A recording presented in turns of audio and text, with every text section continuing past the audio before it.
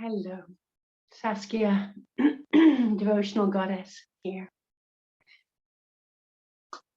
First, thank you for your love and your support, be it by just holding me in your prayers, be it by supporting me via GoFundMe, be it friends and family who have walked with me and visited me. It's just been so touching and heart-opening. The more I surrender and the more I say, yes, thank you to life and to help and to support. It's been a very profound lesson that it has continued to allow the universe and people energetically to hold me and support me in so many shapes and forms. And it has brought me to tears. It has been so incredibly touching. Thank you. Thank you. Thank you. One of you. So tomorrow is my 6th and final chemo. And as the chemo builds in the body, it hits harder. It brings you to your knees. It really does. And there are at least 2 or 3 days where I just want to sleep the whole day. For one, because I know the sleep is allowing for deep healing to come about and for the chemo to do its work, but also for the body to acclimate and find its own balance and find its own harmony within the bombardment of the chemicals. And honestly, secondly, I just want the day to pass as soon as possible. So the sleep is like, great, I just knocked out 2 hours. I don't have to deal with another 2 hours. I've got 2 hours less of the day to have to navigate through. But even on those days, I still go outside.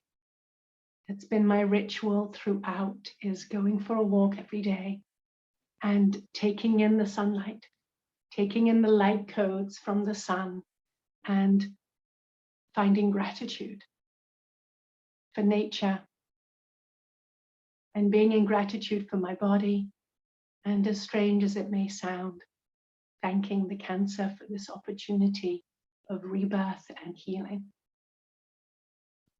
You know, being a spiritual being and having a very strong connection to my spiritual path and to my belief system of significant life events such as these, my soul chose for my highest good and for my greatest learning. So it allows me to step out of victimhood, and it allows me to come to a place of power, even when I'm on my knees, even when I'm being challenged in such brutal, brutal ways as when you go through chemo. You know, it's not a mantra every day, but it is most definitely knowing in my being that this is a death in order for a rebirth. And I'm aware of some of the lessons now, but I know in the course of this year and year and a half, 2 years, as I regain my strength and take my time to slowly rebuild. As one of the healers that I visited yesterday reminded me, that my healing process and counterbalancing the effects of the chemo is a process that is going to need to be slow and steady so as to preserve that sense of balance within me and not to deplete me in any way or go overboard, go over the top in my desire for healing, which actually sets me back because my body is not ready to integrate the healing. So continuing my process of doing less, and in those moments of quiet, honoring and listening to what my body needs. And my dears, my loves, it doesn't matter if we're going through chemo. We are all going through a massive transformation. We are all going through so much on the planet right now. So I ask you to pause, to breathe, to listen. Try not to multitask. When you have that cup of tea, when you have that coffee, be with it. Just small moments like that. When you're at a traffic light, pause and drop into your breath and anchor into your body. This has been a very important practice because especially in those day 3 to day 10, I notice I want to check out. My feet don't fully touch the ground. I'm half tiptoeing. And I have to consciously remind myself, place your feet on the earth. Feel your feet on the ground.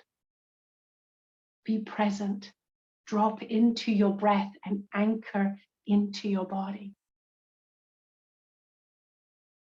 There's so much going on in the planet that it is easy for us to check out, or to go to social media, to go to the news, to go to wherever it is where we draw our information from. And do you know, when you are going to the TV, going to media, going to your social media platforms, to check out, to remove yourself from the connection with yourself, and witness that. Be courageous and allow yourself to acknowledge that for yourself. And you can choose, it's fine. You can choose to continue to watch TV or watch whatever social media outlet you're doing, but just begin to cultivate that conscious connection of what is for my highest good here. Can I pause what I'm watching and just take 5 breaths and be still for a moment? And even in those 5 breaths, allow a message to come through. And if a message does come through, it might be turn the TV off and go to bed. See if you can follow through in that. Sometimes I don't, I can tell you. Sometimes I'm like, nope, I want to watch the rest of the episode. And then of course it's exciting and I want to watch the next. Yes, I've been guilty of it too. Staying up until 11, which is too late for me. Not often, but every now and then. You know, where do you shortchange yourself? And where can you show up more fully? And if any of these points have resonated with you, just write it down, make a mental note, hold yourself accountable, and take that moment to show up for the most important person, being you. Because it is so critically important right now.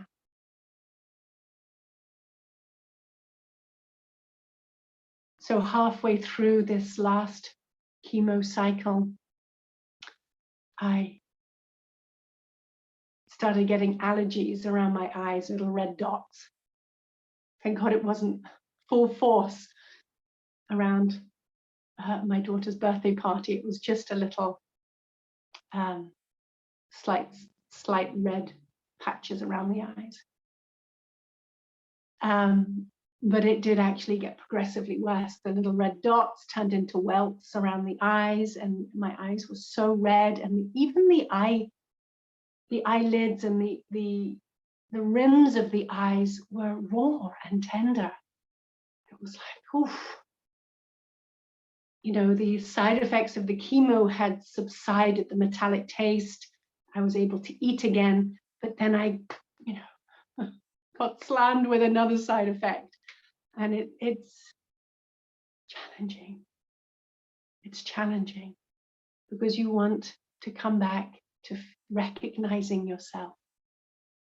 And then when you look in the mirror and you don't recognize yourself, not having the hair, I've gotten used to that, but then having that rawness in the eyes.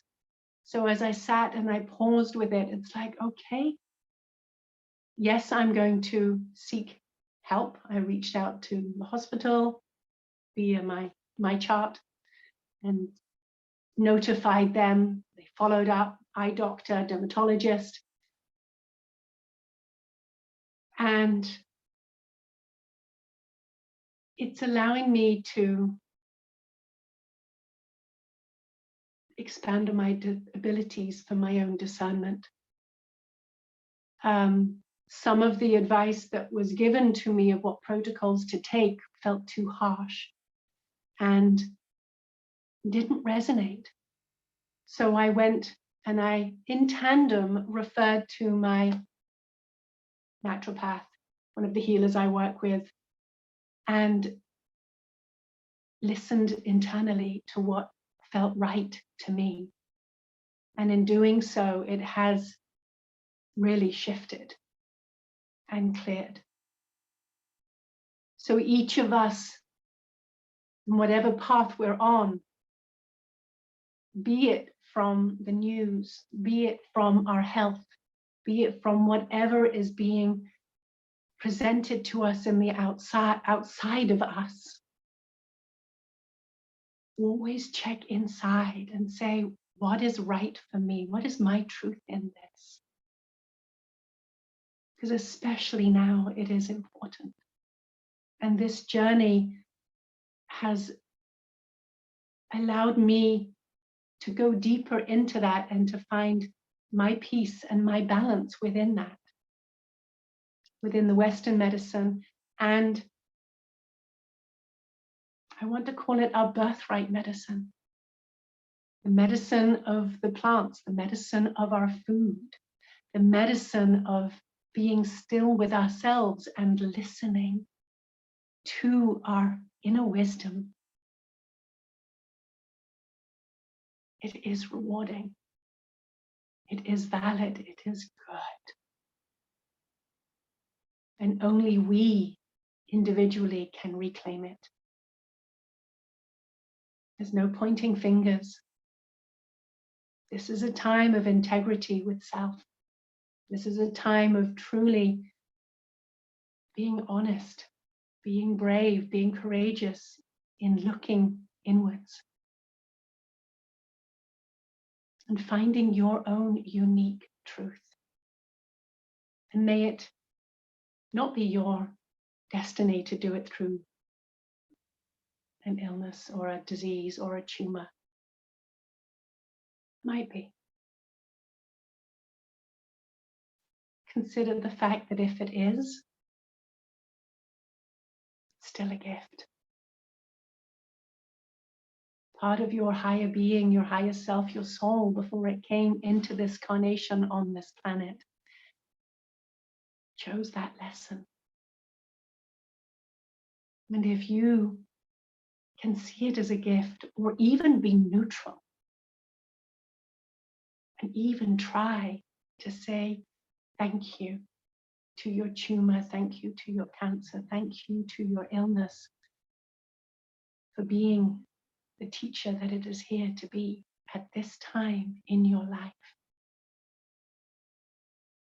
You might find you discover more power that lies within. You might find more peace. Turning that finger and turning it inwards and back on ourselves is empowering.